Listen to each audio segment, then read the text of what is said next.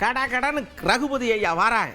இங்கே பாருங்க, உங்களுக்கு உங்கள் வீட்டு பொம்பளை ஆளுகளுக்கு கொடுக்கறதுக்கு தடுப்பிய கொடுத்தா கேட்பிய, அவங்களுக்கு முன்னேற விடாமல் தடுப்பிய. முதல்வர் ஐயா பொங்கலுக்கு கொடுத்தாங்க, இப்போ கொடுக்குறாங்க. அதுக்கு அவங்க வாட்டுக்கு வாங்கிட்டு சந்தோஷமாக இருந்துட்டு போட்டுமே, அவங்க தேவையை பூர்த்தி பண்ணிட்டு போயிட்டுமே.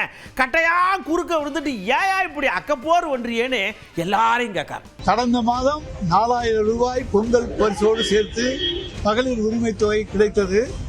இன்றைக்கு 2000 ரூபாய் கோடை விடுமுறைக்காக போனஸாகவும், பிப்ரவரி, மார்ச், ஏப்ரல் 3 மாதங்களுக்கு 3000 சேர்த்து 5000 ரூபாய் மகளிர் உரிமை தொகையாக இன்றைக்கு மாண்புமிகு தமிழ்நாடு முதலமைச்சர் அவர்கள் தமிழ்நாட்டு பெண்களுக்கு ஒரு இன்ப அதிர்ச்சியை 1,32,00,000 மகளிருக்கு இன்ப அதிர்ச்சியை தந்திருக்கிறார்கள்.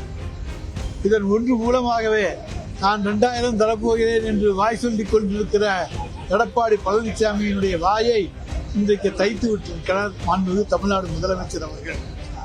எடப்பாடி பழனிசாமி எப்போதுமே சொல்வார், செய்ய மாட்டார்.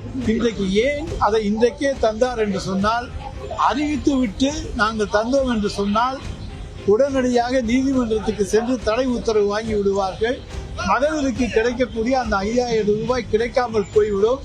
எனவேதான் அந்த தடை உத்தரவு வாங்குவதற்கு முன்னிலேயே இன்று காலையிலேயே மாண்புமிகு தமிழ்நாடு முதலமைச்சர் அவர்கள் மகளிருக்கான உரிமை தொகையாக 5000 ரூபாயை தந்திருக்கின்றார்கள்.